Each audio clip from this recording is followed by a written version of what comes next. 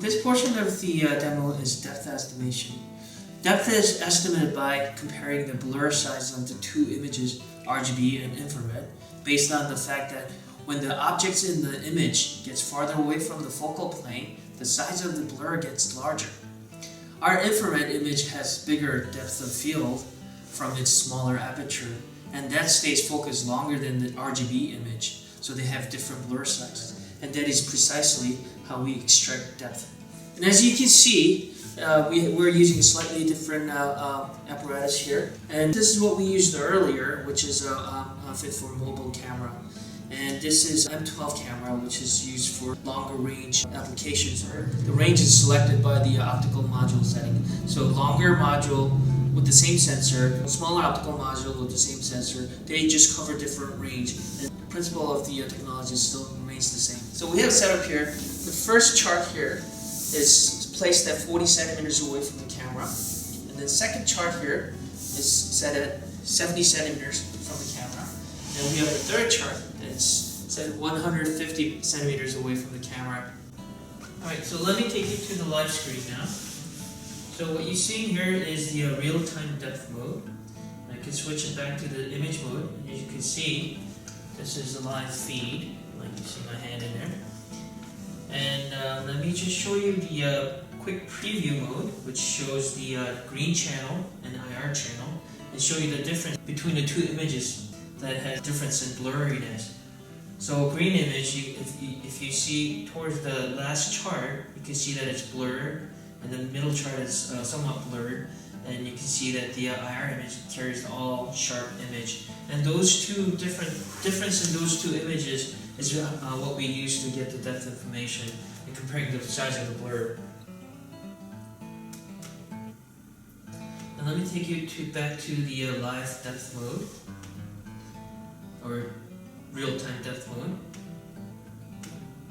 And as you can see, the focal plane has focal plane is indicated by the blue color, and as it gets further away from the focal plane, it'll turn to a warmer color, eventually becoming red. So I'm going to move the chart in the middle. I'm going to move it back towards the back, towards the red chart, and as you can see, the depth will get, color of the middle chart will get warmer and warmer, and eventually becoming red. And I'm going to move it forward now. And as it gets closer to the focal plane, the color turns bluer and bluer and blue, and then it'll eventually match the first chart where the focus is. Okay, now we have depth information, and so what do you do with it? And one of the things that we thought of was creating a 3D image generation. And the only components you really need to generate a 3D image are the RGB, normal image, and the depth information. Once you have these components, you can encode in many different types of 3D images. One we're showing here is anaglyphic 3D type, which requires red and cyan glasses. But imagine encoding this to 3D TV, and you can create your own 3D pictures and eventually movies right from your phone. But for today's demo, we're going to try to capture a simple photo that's on the screen, one that shows distinctive depth information. And I'm just going to go over to our 3D focus tab, and I'm going to prepare this. This button prepares all the components for the 3D generation. What it's doing is that right now you're seeing the depth map with only edge information. But what this does is it fills in all the empty spaces, doing a lot of interpolation of depth information. And when we have completely filled information, we would have something like this. And this is the basis for the 3D generation. So I'm just going to go ahead and generate it. And it's pretty much instant.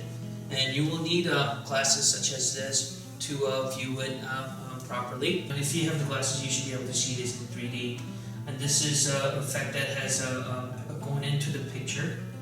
And I'm going to switch over to something that's coming out of the picture. But these pictures, yeah, you can see that these will have a better effect if you have some object that has more depth to it. But you can clearly see the depth on this image as well. And another thing that we can do with the depth information is that we can generate refocus images. Refocus is using the same components but just in a different way. We have all in focus image and we add blur effect and bring only the selected region or the depth to focus. That's what we're doing with the refocus image. And obviously this cannot be done without the depth information. Since we already have filled in map, we're going to just go ahead and create the refocus image. And I can double click on this first panel and you can see only the first panel comes in focus. And I can click on the second panel and then only the second panel comes in focus. And then the third chart. As I mentioned earlier, we can have a sharper image here if we had implemented the more sophisticated image generation or processing. So that is the refocusing.